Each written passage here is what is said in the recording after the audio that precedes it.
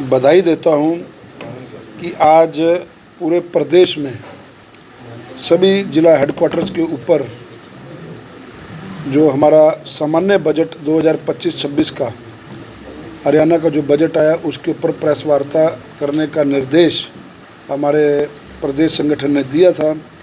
उस नाते से अब आपके बीच में हूँ ताकि जनता को ये पता लगे कि ये जो नायब बजट पेश हुआ है बतौर वित्त मंत्री के रूप में आदरणीय मुख्यमंत्री जी द्वारा श्री नायब सिंह सैनी जी द्वारा एक बड़ा महत्वपूर्ण बजट है। बजट एक किताब ना होकर के बजट में लिखा गया एक एक शब्द, एक एक वर्ड हरियाणा की उस कर्मठ जनता को समर्पित है जिसने लगातार 10 वर्षों से हमारे को आशीर्वाद दिया, जिसका बीज बिना खर्ची बिना पर्ची के मनोहर लाल जी ने बोया। उस बीज को पनपने में और संवरने में तीसरी बार जो ट्रिपल इंजन की सरकार बनाई वो हरियाणा प्रदेश की जनता ने बनाई। यह बजट इस बार रिकॉर्ड तोड़ बजट था। 2,05,17.29 करोड़ रुपए का बजट इस बार पेश किया, जो अपने आप में हरियाणा के इतिहास में ऐतिहासिक है। और पिछले वर्ष का जो संशोधित आंकड़ा था 1,80,03,13.57 करोड़, 13.7% ये बजट अधिक है। जनहित के लिए बहुत बड़ी उपलब्धि है। 2,05,000 करोड़ से अधिक का बजट पेश करके माननीय मुख्यमंत्री जी ने जन जन को लाभ पहुंचाने का, जनहित के समर्पित भावना से काम करने का जो संदेश दिया है वह अपने आप में ऐतिहासिक है।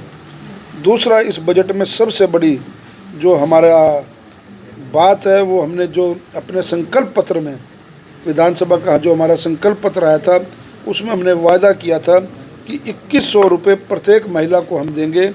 लाडो लक्ष्मी योजना के तहत, लाडो लक्ष्मी योजना के तहत हम प्रत्येक महिला को 8 मार्च अंतर्राष्ट्रीय महिला दिवस के रूप में जब मनाया गया था, जिसको महिला सशक्तिकरण के लिए भी कहा जाता है, तो प्रति माह 2100 रुपये हम इसके लिए देंगे, जिसके लिए इस बजट में 5,000 करोड़ रुपए का प्रावधान रख दिया गया है ताकि प्रत्येक महिला को जो हमने संकल्प पत्र में वादा किया था वो हम पूरा कर सकें। हमारे इस बजट के अंदर प्रधानमंत्री श्री नरेंद्र मोदी जी ने जो हम सबको एक मूल मंत्र दिया हुआ है, सबका साथ, सबका विकास और सबका विश्वास और सबके प्रयास से माननीय मुख्यमंत्री नायब सिंह सैनी जी ने हर वर्ग के कल्याण को ध्यान में रखते हुए इस जन कल्याणकारी बजट के अंदर हमारे संकल्प पत्र में जो हमारा घोषणा पत्र था 217 में से 19 वायदों को उन्होंने पूरा कर दिया है और 14 वायदों के जो है उसके ऊपर वो कार्य चल रहा है और 90 संकल्प आगामी वित्त वर्ष में पूरे कर लिए जाएंगे, क्योंकि संकल्प पत्र होता है पूरे 5 वर्ष के लिए। तो 217 वायदों में से 19 वायदों को हमने पूरा कर लिया इस बजट सत्र के तक और 14 वायदों पर हमारा काम चल रहा है और 90 संकल्प आगामी जो बजट वित्त वर्ष आएगा उसके अंदर पूरा करेंगे। ये भी अपने आप में बहुत बड़ी बात है। नमो मेट्रो कॉरिडोर जो करनाल के लिए ऐतिहासिक है। NCRTC द्वारा सराय काले खां से दारूहेड़ा तक जाते हुए जो नीम राणा तक नमो मेट्रो लाइन जानी थी, वो अब सराय काले खां से करनाल तक इस मेट्रो लाइन का निर्माण प्रारंभ कर दिया, क्योंकि यह हरियाणा सरकार और केंद्र सरकार का मिला जुला प्रोजेक्ट है। इसके लिए भी हम माननीय मुख्यमंत्री जी का आभार प्रकट करते हैं। जो बात माननीय मुख्यमंत्री जी ने बजट सत्र के दौरान कही, विशेष तौर पर माननीय मनोहर लाल जी का, जो कि केंद्र में मंत्री हैं, पूर्व में मुख्यमंत्री रहे हैं, उनके द्वारा इसका प्रयास किया गया, उनका भी मैं बहुत बहुत धन्यवाद करता हूं। उसके बाद मुख्यमंत्री जी ने घोषणा की है कि वित्त वर्ष 2025-26 में, ये मैं प्रमुख बिंदु आपको बता रहा हूं, कि हर शहर में 4 से 5 किलोमीटर लंबी सड़क को, हर जिले में 10 से 15 किलोमीटर लंबी सड़क को एक स्मार्ट मार्ग बनाने का हम लोगों ने संकल्प लिया है। स्मार्ट बाजार के रूप में हर गांव में एक गली, स्मार्ट गली के रूप में उसका कायाकल्प करेंगे। SSS की यह योजना शहरी ग्रामीण विकास के लिए कल्याणकारी साबित होगी। मुख्यमंत्री जी की ये जो दूरदर्शिता है कि हमारी गलियां भी स्मार्ट हो, हमारे बाजार भी स्मार्ट हो, उसके तहत इस बजट में प्रावधान रखा गया है। हरियाणा सरकार ने के कुल 43 उपक्रम हैं। इनमें से 24 उपक्रम कंपनी एक्ट में व 19 उपक्रम कोऑपरेटिव सोसाइटी एक्ट में आते हैं। इन 43 उपक्रमों का वर्ष 2014-15 में कुल बकाया ऋण जो था लगभग 70,000 करोड़ रुपये था, यह वर्ष 2023-24 में घटकर 68,295 करोड़ रुपये रह गया। तो ये भी कहीं ना कहीं कदम ऐतिहासिक है, इसका भी बहुत बेनिफिट मिला है। इसका ये दिखाता है कि हमारी योजनाएं ज़्यादा खर्चीली नहीं रही, हमने अंकुश लगाया। अपने आप में ये इन ऋणों को कम करना सरकार की बहुत बड़ी उपलब्धि है।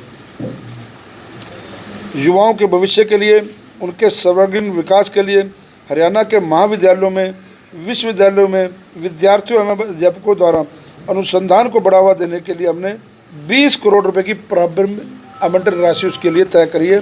ये भी अपने आप में एक बहुत बड़ी बात है। माननीय मुख्यमंत्री जी ने हर विधायक को 5 करोड़ रुपए की राशि विकास कार्य करने के लिए एक ग्रांट सेक्शन की है। मैं समझता हूं कि हरियाणा के इतिहास में ऐसा पहली बार हुआ है।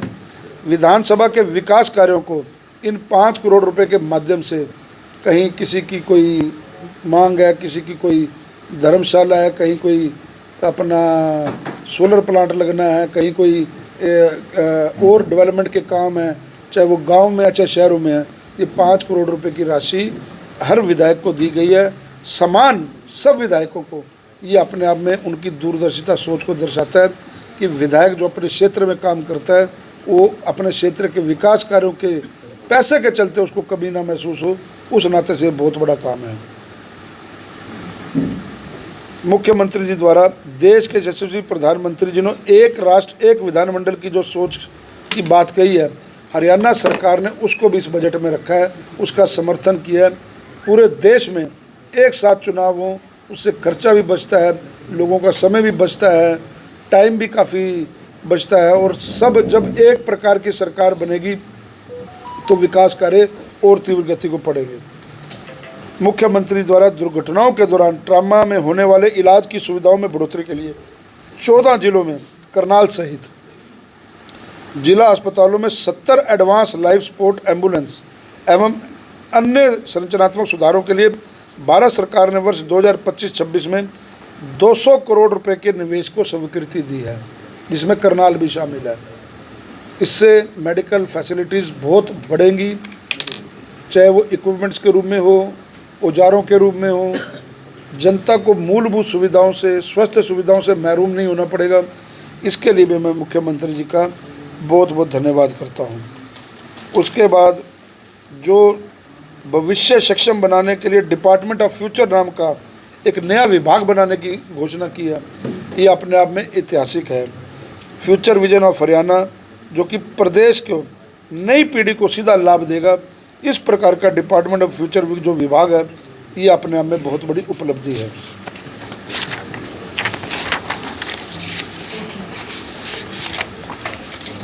सबसे बड़ी बात, 10 वर्षों में हरियाणा सरकार ने ई गवर्नेंस पर काफ़ी बल दिया हुआ है। डेटा आधारित नीति निर्धारण तथा गवर्नेंस ऑटोमेशन की जनसेवा हमारी क्षमता एवं दक्षता को और भी अच्छा कर सकती है। इस उद्देश्य को लेकर हरियाणा AI मिशन की स्थापना करने जा रहा है, जो कि एक बहुत ही पहल है। इलेक्ट्रॉनिक और सोशल मीडिया का ज़माना है। आज खबर आप यहाँ बोल रहे हैं और लोग पूरे विदेश में बैठे हुए अपना इस टेलीकास्ट को लाइव देख रहे हैं। तो इस प्रकार के जो AI मिशन के जो नई नई टेक्नोलॉजी जो हमारे मुख्यमंत्री जी उस सोच को बढ़ा रहे हैं, इसके लिए भी मैं उनका धन्यवाद करता हूँ। अंत में जो विशेष था कि डंकी रूट, पिछले दिनों आपने देखा कि कुछ युवा हरियाणा से काफ़ी युवा जो उनसे विदेशों को पलायन कर रहे हैं और वो डंकी रूट के माध्यम से विदेशों में जा रहे हैं, तो फिर कहीं ना किसी की मृत्यु हो जाती है, किसी की डेड बॉडी वापस नहीं आती। बहुत ही मतलब दर्दनाक हादसे पीछे कई हुए और माता पिताओं को, अपने प्यारे बच्चों को अपने हाथ से खोना पड़ा। उसके तहत भी एक ओवरसीज़ एम्प्लॉयमेंट सेल जो हरियाणा कौशल रोजगार निगम के माध्यम से काम करेगा, एक हरियाणा ओवरसीज़ एम्प्लॉयमेंट सेल एक स्थापित किया गया है, जिससे कि डंकी रूट पर ना जाकर के लोग अपना आवेदन करें, उसमें रजिस्टर्ड होंगे तो हमें पता रहेगा कि कौन व्यक्ति, कौन युवा साथी हमारा बाहर जा रहा है। एक रजिस्ट्रेशन जब हो जाएगी और ऐसा कानून बना दिया जा रहा है, जो ये बच्चे फ़ॉरेन में भेजते हैं, पैसे ले लेते हैं, बाद में किसी को भेजा, किसी को नहीं भेजा, किसी को डंकी रूट पर चढ़ा दिया, तो ये बहुत बड़ी दिक्कत वाली बात रहती है। इस मामले को भी अपना जो सा है इस बजट में प्रावधान रखा गया, इसके लिए भी मैं मुख्यमंत्री जी का धन्यवाद करता हूँ। अस्पताल और डिस्पेंसरी बनाने के लिए करनाल की बात करूँ तो HICDC सहित घोरंडा, कैथल, कुरुक्षेत्र एक नई ESI दिल्ली को रियायती दरों पर भूमि दी जाएगी, ताकि जिससे करनाल के लोगों को लाभ मिलेगा। ये भी एक बहुत बड़ी योजना माननीय मुख्यमंत्री जी ने इस बजट में रखी है। डंकी रूट वाला मैंने आपको बता दिया। इसके अलावा लाल डोरे की जो बात थी, लाल डोरे का जो कानून था वो हरियाणा में ख़त्म किया, अंग्रेज़ों के ज़माने से चला आ रहा था। मुख्यमंत्री जी ने इस बजट के अंदर ड्रोन से सर्वेक्षण अपना करवाने की बात को और पूरा रिकॉर्ड कंप्यूटरित कराने के लिए बात कही है। ये भी बहुत अच्छी बात है बजट के अंदर। तो कुल मिलाकर के एक नया बजट है, जिससे हरियाणा वासियों को, करनाल वासियों को काफ़ी सौगातें मिली हैं। आपके माध्यम से करनाल की जनता तक ये बात पहुँचे। बजट के इस जो हम लोगों ने बजट पेश किया, जो अभी विधानसभा का सेशन भी चल रहा है, उस नाते से आज प्रत्येक जिला स्तर पर इस बजट को लेकर करके एक प्रेस वार्ता रखी गई थी। मैंने अपनी सारी बात कह दी। मेरे और कुछ साथियों ने पिछले दिनों लाइव में देख भी लिया होगा कि विधानसभा के लिए करनाल के, क्योंकि कुछ मुद्दे बजट में नहीं आए थे, उसको भी मैंने अपना विधानसभा के हितों के लिए जनता के सहयोग से विधानसभा में रखा है। वो इस बजट के से अलग है। उम्मीद है कुछ प्रोजेक्ट्स पाइपलाइन में हैं, कुछ नए हैं, उसमें भी मुझे उम्मीद है कि मैं उन 12-13 जो मैंने वहाँ पे पॉइंट्स रखे हैं, वो भी उनमें से भी कुछ को उम्मीद है कि इसी चालू वित्त वर्ष में मैं करनाल की जनता को समर्पित करने के लिए बाध्य रहूँगा उनको, ताकि उनको सुविधा मिल सके। इतनी बात ही मेरे को अपनी बात कहनी थी। अब आपका कोई अगर प्रश्न हो तो एक एक करके आप मेरे से। विधायक जी, आपने मेडिकल सुविधाओं की बात करी और कहा कि करनाल को एम्बुलेंस की 60 एम्बुलेंस की सुविधा मिलने जा रही है, लेकिन करनाल में कल्पना चावला और सिविल हॉस्पिटल के अंदर न्यूरो सर्जन न होने के कारण अधिकतर देखा जाता था एक्सीडेंट के केसेस में लोगों को रेफर किया जाता था प्राइवेट अस्पतालों में। क्या कोई ऐसी सुविधा वहाँ पर लाई जाएगी ताकि न्यूरो सर्जन और गरीब परिवार जो है वो बड़े खर्चे से बच सके? देखिए, मैं आपकी जानकारी के लिए बता दूँ, PMO काफ़ी देर से नहीं थे यहाँ। कल उन PMO की पोस्टिंग हो गई कल, क्योंकि हम लोग लगातार चुनावों में थे, लोकसभा के बाद विधानसभा, विधानसभा के बाद निगम के, तो हर 2 महीने बाद आचार संहिता का प्रावधान था, वो लग रही थी। अब इन 4.5 साल में कोई चुनाव नहीं है। हर एक चीज़ के ऊपर मेरी नज़र है। डॉक्टरों की कमी, वो विधानसभा में मुद्दा उठा, वो स्वास्थ्य मंत्री से आग्रह कर करके पिछले दिनों आदरणीय स्पीकर महोदय के साथ हम लोगों ने कल्पना चावला मेडिकल कॉलेज में एक बैठक रखी थी। वो रेफर हॉस्पिटल ना बने, वो प्रेफर हॉस्पिटल बने। मतलब कि रेफर के केसेस ज़्यादा थे। मीडिया के लोग भी कहते थे कि वो 2 दिन रख करके कहते थे बीच ले जाओ चंडीगढ़, ले जाओ रोहतक। वो प्रेफर हॉस्पिटल बने ताकि उनको वहाँ पर इलाज मिले।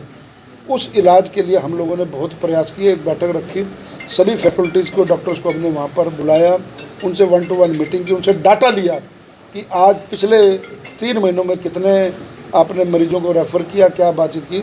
और माननीय स्पीकर महोदय ने कड़ा संज्ञान लिया उसके ऊपर। और कुल मिलाकर के डायरेक्टर महोदय बहुत अच्छे हैं, बड़ी मेहनत से एक इंस्टीट्यूट को बच्चे की तरह संभाल रहे हैं। तो उन्होंने इस चीज़ के ऊपर काफ़ी अंकुश लगाया। मैं समझता हूँ कि पिछले 3 महीनों से हमने बैठक ली थी, 2 महीने या 3 महीने हो गए, 3 महीने हो गए, आपको कोई ऐसा केस मैंने मीडिया के माध्यम से भी नहीं देखा कि किसी को रेफ़र किया हो, उसका प्रॉपर इलाज हुआ। कुछ गंभीर जिनके इलाज यहाँ ना होने की वजह से उनको रेफ़र किया हो सकता है। और नए इक्विपमेंट्स आ रहे हैं। और अब निरंतर जनता के बीच में 4.5 साल रहना है। मेरी करनाल की जनता को किसी प्रकार की कोई दिक्कत ना हो, उसके लिए 24/7 उपलब्ध रहूँगा। हर डॉक्टर्स की कमी को पूरा करने का प्रयास किया जाएगा, हर मेडिकल फैसिलिटीज़ को पूरा करने का प्रयास किया जाएगा, हर निगम की मूलभूत सुविधाओं को पूरा करने का प्रयास किया जाएगा। प्रॉपर्टी ID का अगर कोई किसी को दिक्कत है, गली नाले की दिक्कत है, डॉग्स और मोंकीज़ की बड़ी भारी परेशानी की दिक्कत है। आपने देखा कि पिछले 4 दिनों से वैक्सीनेशन का काम, कुत्तों पकड़ने का काम वो शुरू हो गया है। उनके वैक्सीनेशन का काम एक बार कंप्लीट हो जाएगा। फिर बंदरों का, मैंने कहा गया कि भी शहर की छोटी सरकार अब बन चुकी है, तो हम नियमित रूप से इसको मॉनिटरिंग करेंगे, डेली रूप से इसको मॉनिटरिंग करेंगे। आप सब साथियों को भी चेंज दिखेगा कि जिस विश्वास के साथ जनता ने चुना है उस विश्वास पर हम कितना खरा उतरते हैं। ये रिपोर्ट कार्ड तो आप सब लोगों ने तय किया। तो तस्वीरें आप देख सकते हैं, करनाल से विधायक है जगमोहन आनंद, उनके द्वारा जो एक प्रेस वार्ता की जाती है, बताया जाता है जो बजट अभी हालांकि पूरे हरियाणा के लिए आया है उसमें करनाल को आखिरकार क्या कुछ सुविधाएं मिलेंगी। लगातार जो है काफ़ी ज़्यादा समस्या जो है मुख्य तौर पर सामने आती थी।